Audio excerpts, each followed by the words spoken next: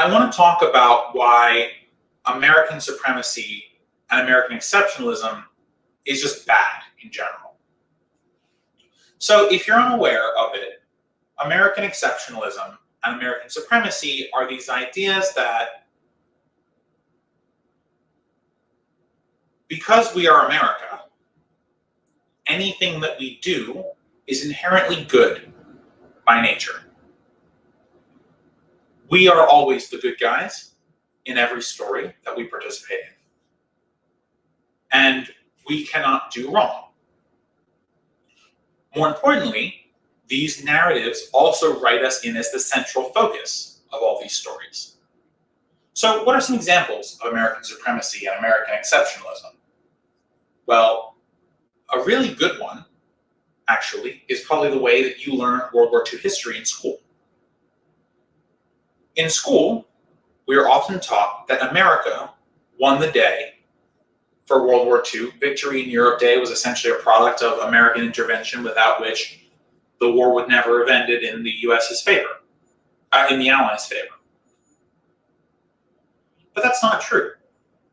While it's true that the United States was providing some level of weapons to the Soviet Union, while it's true that the US helped coordinate and bring to bear the offensive that was D-Day and the invasion of Italy, and helped Italy switch sides and help liberate France, all that's true. No one's saying it's not. But the banner that flew over the Reichstag when the war ended wasn't an American flag. It was a Soviet one. The greatest tank battle that ever occurred in history didn't occur between the Nazis and Americans. It occurred between the Nazis and Soviets. The Soviet Union, actually, with the 20 million losses that it took, both self-inflicted and inflicted by the Nazis, were the real winners of World War II. Now, that's not to say that you should erase the American contribution. It was important, just like it was in World War I after the sinking of the Lusitania.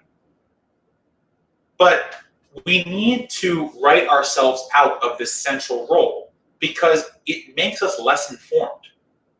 It also gives us this incredibly stubborn bias about the actions that we take abroad. For another example, think about how we named the first operation that the United States took into Iraq in 2003. It's called Operation Iraqi Freedom. Operation Iraqi Freedom. The center of that narrative is that the United States was going into Iraq for the sole purpose of liberating it, setting up a shining democracy, and then leaving. Whether that was true or not is insignificant for the point I'm trying to make right now. I would argue it was not true. But regardless of whether you think it was true or not, the name Operation Iraqi Freedom writes a narrative where America is the savior of another country who couldn't manage themselves. And this narrative is also echoed in the reasons that we keep being given that we can't leave the Middle East. Well, if we leave Afghanistan, then women's rights are going to go to hell, and their government's and the Afghan government's going to collapse. As if America, by its sole presence, by its being there, is keeping all these things together. Where the truth is nowhere close to that. The Afghan government has been a mess since before we arrived. Human rights women's rights in Afghanistan weren't great before we arrived and got worse while we were there. If they are to get worse when we leave, that has nothing to do with us. We made them worse by being there. But the narrative that's woven for us, the tales that we're told back here in the United States, when the Iraq War and the Afghanistan War are even mentioned, which is very rare, is that America is the glue holding the whole Middle East together, and without which it would all go to shit. But that's not true at all. It's a story that we tell ourselves. And by the way, this is a story we've told ourselves throughout time. I gave the world wars examples, but if you look farther back at Manifest Destiny, that is an example of American exceptionalism, American supremacy at work. We said, we're America, which is a good thing. We are inherently good. We're going to bring democracy, so we should conquer from sea to shining sea. We should invade the Mexican Empire, which I believe was New Spain at the time. We should buy Louisiana from the French. Should invade Florida. Because we can bring them democracy. This story isn't new. These excuses that we make for ourselves, they're not new. But as we look back in time, we can see that they've colored the way that we interact with the world. They've made us an aggressor. They've made us hated. People look at America as the biggest threat to world peace. A study, I believe, done in 2019, a world survey of 50,000 participants, rated the United States as the biggest threat to world peace.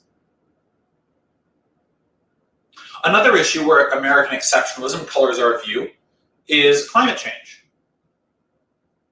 We believe that whatever little thing that we do to reduce emissions is the standard that everyone else should follow, when truthfully, many other countries do much better than us with their emissions ratings, and especially their emissions ratings per capita.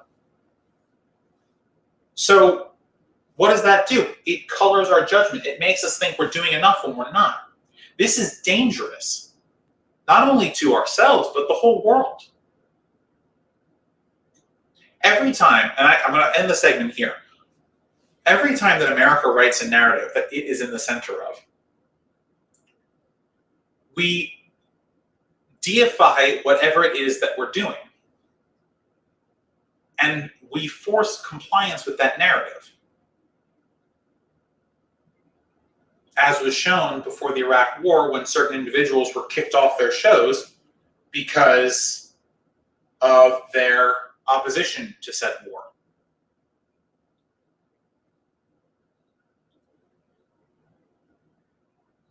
Our whole education is centered around American exceptionalism, American supremacy.